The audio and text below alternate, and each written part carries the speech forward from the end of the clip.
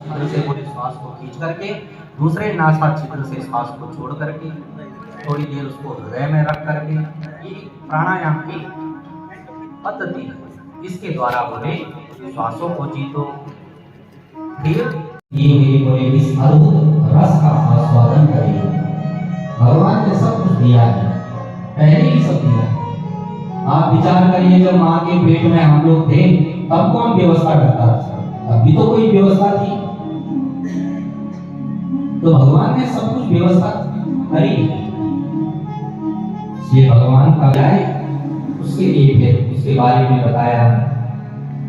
बोलेगा धन की कामना है तो कुबेर जी का भजन, कुबेर जी का मंत्र जाप करो, कुबेर जी को प्रसन्न करो, मिल जाता है। इसके लिए अभ्यास करना पड़ता है इस प्रकार से। और फिर जो बाकी झांकी आपको पसंद है, आपको राम जी की झांकी पसंद है तो राम जी का ध्यान करो इस मन से।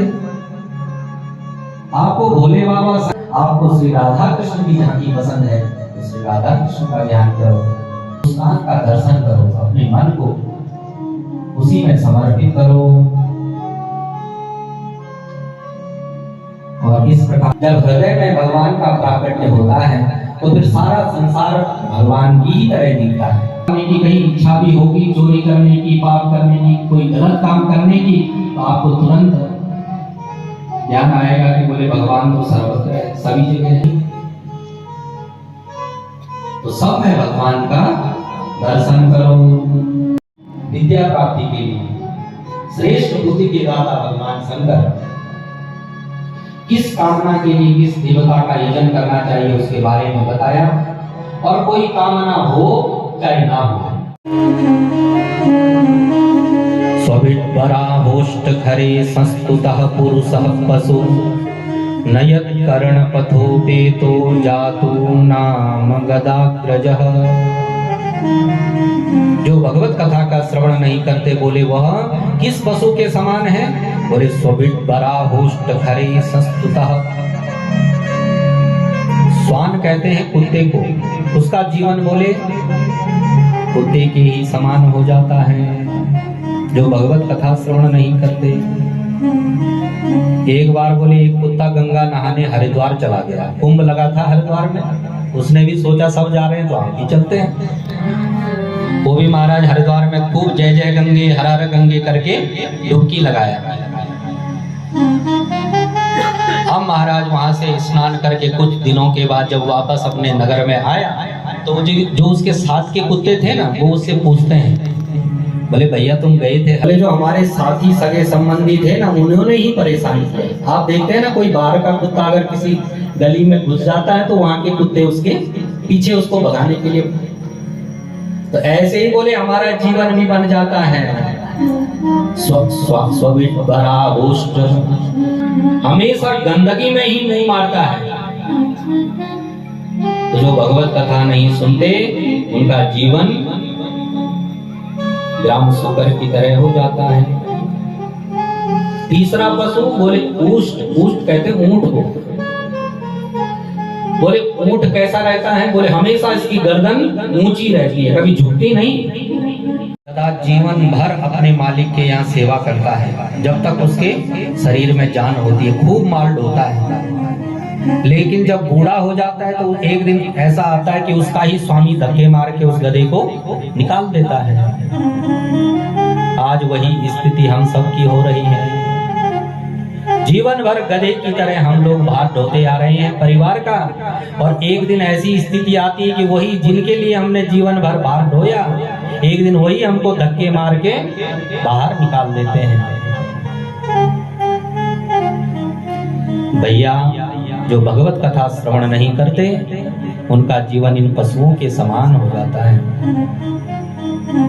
बिलेपतो रुक्रम विक्रमान्ये न शृण्वतः कर्णपुटे नरस्य जिह्वा सती दादुरिके वसूत न चोपगाय त्युरुगाय गाथा। न सुन्वतः कर्णपुटे नरस्य। नाम संकीर्तन नहीं हुआ, उनकी जीवा बोले दादुर के समान, मेंढक की जीवा के समान टट्टर करती हुई हमेशा निकल जाती है। इस प्रकार से भगवत कथा ही जीव मात्र के कल्याण का एक साधन है। जिन हरि कथा सुनहि भवन समाना, श्रवण अहि भवन समाना। जिन हरि कथा सुनहि नहीं जाना। जो भगवत कथा श्रवण नहीं करते बोले उनका जीवन व्यर्थ ही व्यतीत हो गया। केवल माँ को गर्भ का कष्ट देने के लिए वो, इसलिए जगत में कल्याण का मात्र एक साधन भगवत कथा ही है। उसके बारे में बताइए। तो अब जाके मंगलाचरण किया है सुखदेव जी ने। बोले पहले जीवों के बारे में सुंदर चतुश्लोकी भागवत का वर्णन किया और फिर भागवत के 10 लक्षणों का। अत्र सर्गो विसर्गश्च स्थानं पोषण मूर्तयः, मनमंतरे सानुकथा निरोधो मुक्ति आश्रयः। ये भागवत के 10 लक्षण हैं। प्रत्येक स्कंद में लक्षणों का वर्णन है। अंतिम जो लक्षण है आश्रय,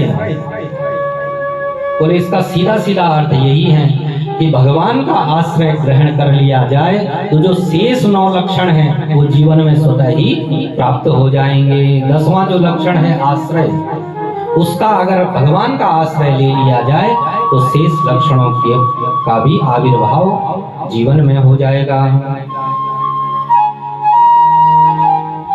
परीक्षित कहते हैं, बोले महाराज भगवान को प्रसन्न कैसे किया जाए, कैसे भगवान प्रसन्न होते हैं? कोई कहता है बोले भगवान खूब धनाढ्य लोगों से प्रसन्न होते हैं। भाई जिनके पास खूब धन है, वैभव है, पैसा है, क्या उनसे भगवान प्रसन्न होते हैं? कोई कहता है कि बोले श्रेष्ठ कुल में उत्पन्न होना पड़ता है तब जाके भगवान प्रसन्न होते हैं। कोई कहता है बोले भगवान को प्रसन्न करने के लिए ज्ञान का होना अति आवश्यक है। बोले ज्ञानी होना चाहिए, ब्रह्म ज्ञान को जानने वाला होना चाहिए, तब भगवान प्रसन्न होते हैं। कोई कहता है बोले भैया भगवान को प्रसन्न करने के लिए बलशाली होना चाहिए। अनेक प्रकार से व्याधस्याचरणं ध्रुवस्य च वयो विद्या गजेन्द्रस्य का कुब्जाया किमु नाम रूपमधिकं किं तत्सु गोविंद कोई पुकारा तो कहूँ सांवरिया बांसुरिया वाला